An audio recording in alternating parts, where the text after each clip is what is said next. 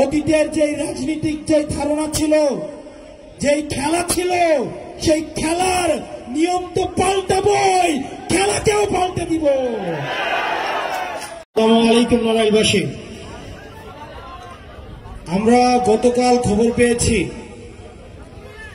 আমাদের একটা নির্বাচন যে কমিশন আছে, আমাদের আগেও তো একটা নির্বাচন কমিশন ছিল, হুদা নির্বাচন কমিশন, রকিব নির্বাচন কমিশন।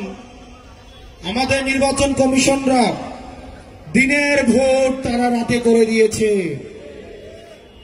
তারা পুলিশকে সাক্ষী রেখে, সেনাবাহিনীকে সাক্ষী রেখে রাতের বেলায় ভোট কেটে নিয়েছে। কবর থেকে এমন শুনেছি মরা মানুষ এসেও ভোট দিয়ে গিয়েছে। আমরা এমনও শুনেছি দাদা দাদি 20 বছর আগে মারা গিয়েছে, উনিও নাকি ভোটের লাইনে এসে ভোট দিয়ে গিয়েছে। এগুলা ছিল হুদা কমিশনের কাজ। এই হুদা কমিশনের নুরুল হুদা, এই নুরুল হুদার পরিণতি কিন্তু আজকে জাতি দেখছে। জুতার মালা গলায় দিয়ে আজকে উনি কারাগারে নিক্ষিপ্ত হয়েছে। প্রিয় নড়াইলবাসী, গতকাল আমাদের নির্বাচন কমিশন বলে দিয়েছে শাপলা মার্কা নাকি আমাদেরকে দেওয়া হবে না।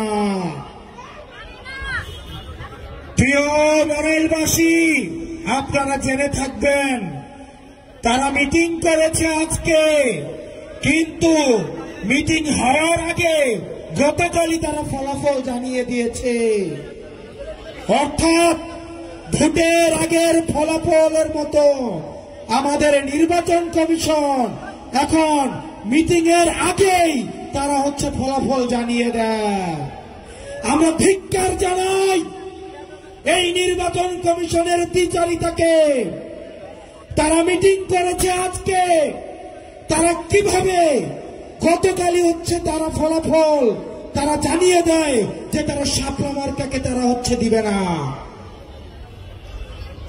আপনাদের রিমোট কন্ট্রোলটা কোথায় সেটা কিন্তু আমাদের জানা আছে। প্রিয় নির্বাচন কমিশন,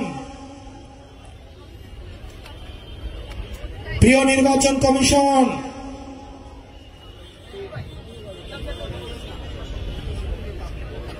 আমরা দেখতাম নির্বাচনের আগে জিএম কাদের যায় ভারতে, এরশাদ যেত ক্যান্টনমেন্টে গলফ খেলতে। কাদের ভারত থেকে এসে বলতো যে আমরা সরকারের সাথে কথা বলে সিদ্ধান্ত নিব যে আবার আমরা সরকারে থাকবো নাকি বিরোধী দলে থাকবো। ঠিক কিনা?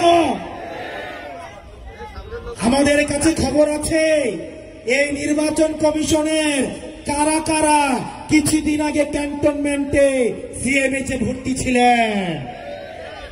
আমাদের কাছে কিন্তু খবর আছে।